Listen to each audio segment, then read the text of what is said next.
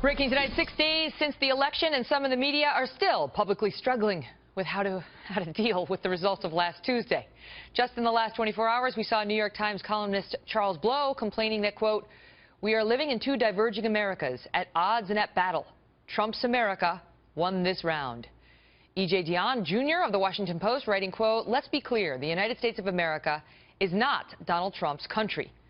And in the same publication, Jonathan Capehart writes about, quote, "Why millions fear the looming Trump presidency," adding, "President-elect Trump has made promises that represent a threat to real lives and livelihoods. Some are unconstitutional. All are immoral." Joining me now, Howard Kurtz, host of Media Buzz, and Molly Hemingway, senior editor at The Federalist. Great to see you both. So, Molly, let me ask you, do you take issue with those headlines? Oh, I mean, it's just been kind of surprising to see how poorly many in our media have handled this election. Part of it is just that they are in liberal bubbles and that the people that they're surrounded by are also struggling, so they're kind of focused on that side of the story. But a big part of it is that they can't really come to terms with Donald Trump being president until they come to terms with just how profoundly they failed to cover this election well. And this is not just about the polls. This is not about trusting in them too much. This is about really misunderstanding the nature of the race, misunderstanding how Hillary Clinton was viewed by a lot of Americans, as well as Donald Trump. And then most importantly, I think, profoundly misunderstanding who Donald Trump voters were. And you see that in these headlines you just pointed out. There's still a hostility and an inability to even try to understand what motivated his supporters. Howie, do you agree with that? You know, liberal commentators are entitled to their opinion, but some of them have been really ugly in refusing to accept the outcome of this election, Megan, and they continue to attack Donald Trump. They continue to call the people who voted for Donald Trump racist and morons. We're talking here about 60 million American voters, and some of them are beating up on the press because it was our job somehow to stop Donald Trump, which, of course, is not our job. But I'm even more troubled by the elements in the mainstream media that are still hostile to varying degrees toward the guy who has won the election 6 days ago. Now, but how do you square this with the genuine controversies that Trump himself created, right? Because the media you can't have the Access Hollywood bus thing break and then have 12 women come forward saying that he assaulted them and ignore it, right? And so how do you square, Molly, things like all the controversies Trump himself created, you know, like, hey, there's my African-American, and the Mexico's not sending its best people, and all that stuff that he did generate controversy with media bias?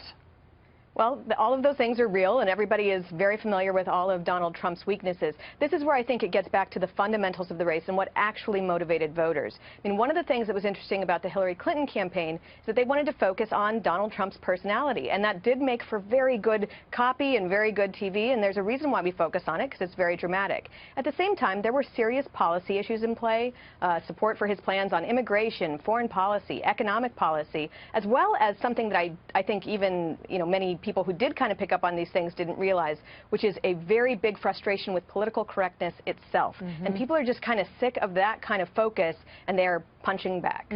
That's true. The political correctness thing is real, Howie, and we've been covering it for years now. And I do think that there's a segment, you tell me, of media that doesn't get that and just thinks that there's something wrong with you if you don't want to clean up our language, our politicians' language, and our language as a society. I think it's worse than that. I think for some in the media, there's something wrong with you if you somehow supported Donald Trump and not seeing that the country has moved to a different place. Now, it's fine for journalists to continue to report aggressively on President-elect Trump, but let me just read you one sentence from a New York Times news story. This is when President-elect Trump visited President Obama at the White House. Mr. Trump, whose campaign drew support from white supremacist groups, sat in front of a bust of Dr. Martin Luther King, Jr. It's that kind of thing that sends the signal that we're not over it, we're not going to get over it. Now, the Times editor and publisher did put out sort of a modified mea culpa. Maybe we underestimated Trump. But this kind of thing just signals that it's almost like announcing we're going to be in the loyal opposition for the next 4 years instead of giving the guy a fair shot at showing he can be president. And I mean, to diminish his, 60 million voters as summed up by the white supremacists who did support him doesn't quite get it. Molly, let me ask you, because some of the media, like we saw New York Magazine with this cover before the election, right? So you wonder why some in the general population think that some of the media are not being fair. They have an agenda. They have their thumb on their scale when it comes to now President-elect Trump. Well, and I mean, clearly they did, and people were very overt about that, and there's actually a benefit to that. We had a lot of people come out and just admit that they thought that their job was to keep Donald Trump from becoming president and to help Hillary Clinton get into office. It's good to know where people stand. Unfortunately, there's been, therefore, a complete destruction of that trust relationship between viewers, readers, listeners, and the media. And so the media need to do a very good job of, first of all, coming to terms with just how serious the failure was. And they really need to start doing that quickly because it hasn't happened yet.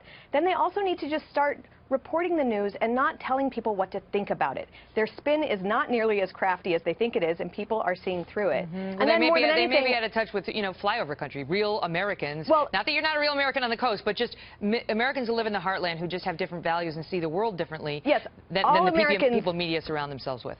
All Americans are real Americans, but you're not seeing a lot of diversity in American newsrooms. And so I think that people who run newspapers and magazines and radio programs and television programs, they really need to make sure that they're getting an intellectual diversity in those newsrooms. True. However, Howie, that is not, I mean, let's be honest here. Many of the Trump supporters were, I mean, incendiary in their hate for certain reporting, and I'm not referring to anybody in particular, but for certain reporting that was critical of Donald Trump or skeptical of Donald Trump, that was right on the money.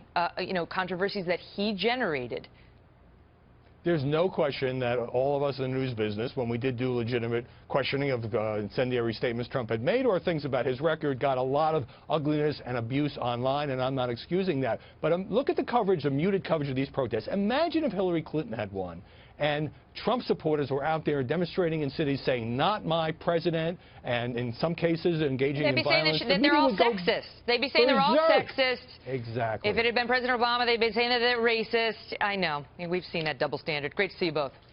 Same here, Megan.